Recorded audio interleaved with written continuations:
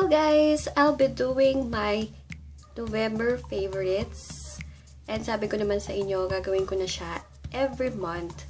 And ngayon, konti lang yung naging favorites ko. Konti pa ba to? Ayun, start na natin kasi medyo marami-rami ulit. And start natin dito sa binigay ng tita ko na shorts. Kita nyo ba? Ayan. Ang tatak na is Gun Clay. Hindi ko alam kasi padala lang to sa kanila to. Galing States. Then, binigay niya lang sa akin para daw, hindi kasi kasya sa mga anak niya kaya sa akin na nabigay. And maganda siya talaga. Ito yung likod. Then, ito yung harap. Na lace lang siya. Then, maganda siya pag naka-ano lang, white top ka lang na parang papolo. Yun, okay to. Hindi ko pa siya nasuot pero favorite ko na siya. Diba may gano'n naman? Di pa nagagamit pero favorite ko na. Kasi, rini-reserve mo siya sa mga okasyon na importante. Okay, next. Itong nabili ko sa pen shop. Nakahanger pa siya. Itong pants ko sa pen shop. Wait, ano to? Wait lang. Sabi. Yung may mga butas-butas effect. Ayan, kita niyo ba? Sa pen shop ko ito nabili for 1.2. 1.2 ko siya nabili. And doon ako usually talaga bumibili ng pants sa pen shop. Kasi medyo ano siya, affordable. Ayun, di gaya sa Guess. Mamahal ng pants. Grabe, kaya pen shop muna. Pero may nagustuhan ako na pants sa Guess.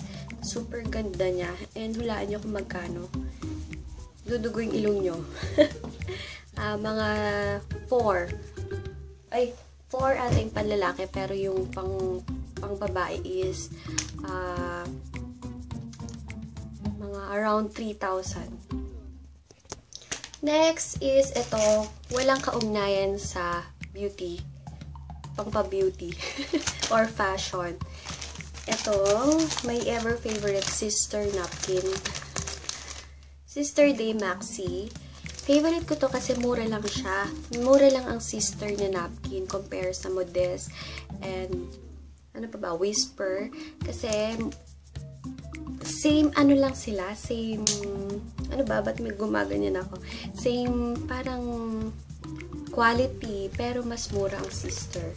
Kaya, sinama ko siya sa monthly favorites ko. Kasi monthly din naman ako dinadatnan. Dapat nga monthly ko siya sinasaba, diba? Ayun, basta try nito and mas mura. Much, mura talaga. Next is itong, hindi ko alam kung last month, kung nasama ko na siya sa aking favorites, pero napapansin nyo naman na lagi ko itong gamit. Sansan, two-way cake, age defying. Nawala na lang din yung, yung tag dito, yung label niya sa harap. And 01 ang akin. Matipid na siya gamitin. Ganito yung itsura niya, guys. May mirror. Then, yung sponge niya nasa baba. Na good thing na hindi sila magkasama. Napaka-ano yun. Hindi siya hygienic tingnan. Then, next is itong Rimmel Cool Matte 16R. Favorite ko to kasi meron akong ginawang dito, review.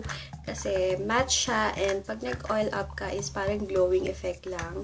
And hindi ko alam, not sure kung saan makakabili nito kasi regalo lang siya ng isa kong viewer sa akin. Yan, Cool Matte. Maganda siya, try nyo. And then, ang gamit ko ngayon sa aking eyebrows is itong EB Advanced Perfect Eyebrow. Nabili ko siya for 60 pesos. And ang aking shade is medium brown. Maganda to kasi talagang easy lang siyang i-drawing sa kilay. And super mura. As in. Next is itong mga lipsticks naman. Okay.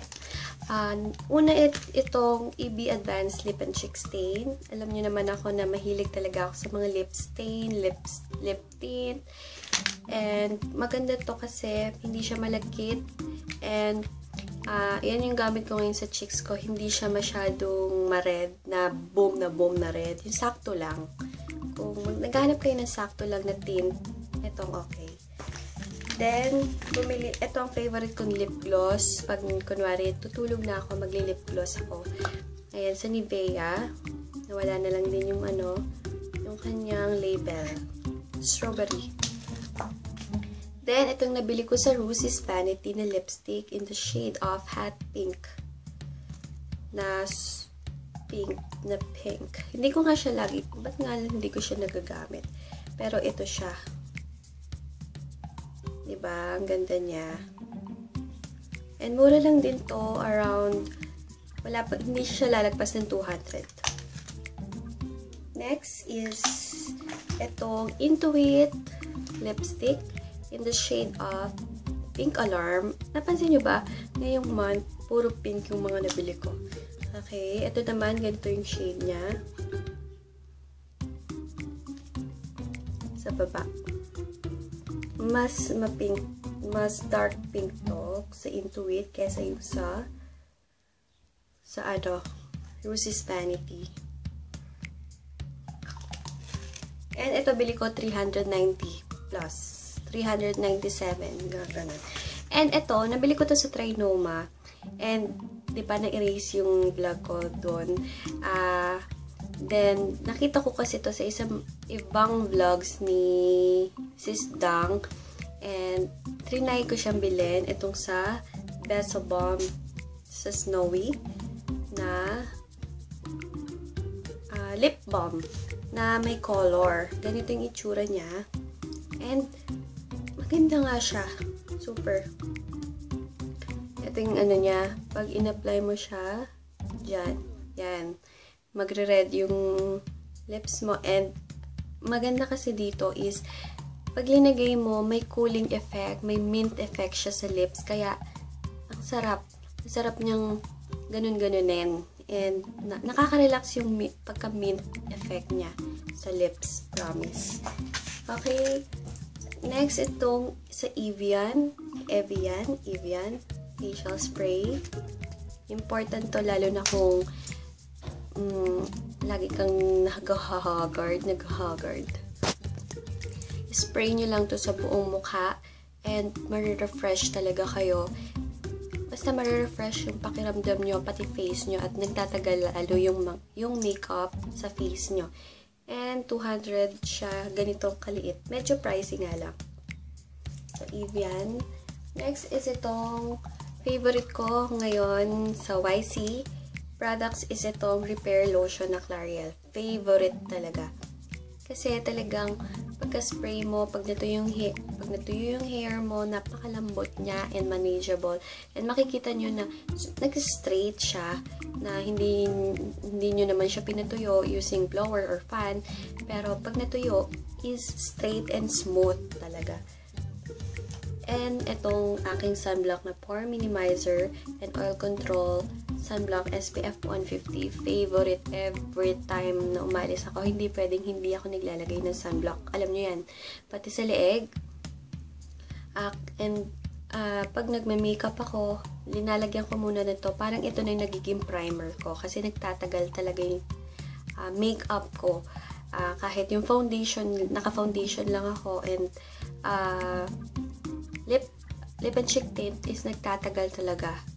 Na ito lang gamit ko, hindi na ako nagpa-primer ng iba. Ayun guys, sana nag-enjoy kayo. And yun lang yung naging favorites ko for this month. Ay, oo nga pala. Meron pa akong isa na nakalimutan. Where's my... Ayan. Nakikita nyo ba yan? Ito yung blue. Yan. Every day. Yan, favorite ko. Hindi lang every month, every day. Itong binigay ni Sis na isa ko subscriber. Binigyan niya ako ng air purifier. Ayan, yung blue. Blue na yan. Everyday ko yan favorite. Hindi lang every month. Thanks, sis. Okay. Yun lang guys. And see you again next month sa aking December favorites naman. Ayun. Thanks for watching. And Don't forget to like this video and please subscribe. Bye guys!